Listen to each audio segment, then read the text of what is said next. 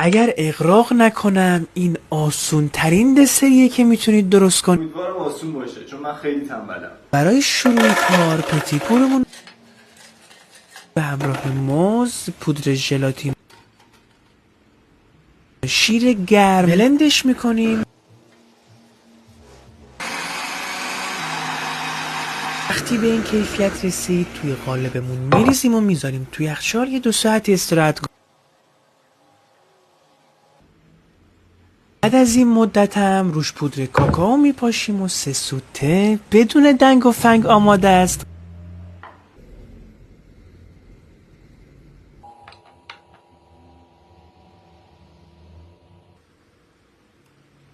به مزه 9 از 10 میدم. زمان آماده سازی 2 ساعت و 10 دقیقه. اگه رسیپی رو تو اینستاگرام دیدید و حس کردی که میشه اونجوری درست کرد یا نمیشه، آیدی من اون زیر تگ کنید. من میام اون رسیپی رو واسهتون درست میکنم و امتحانش میکنم. اگه خوب شد درستش کنید یا حق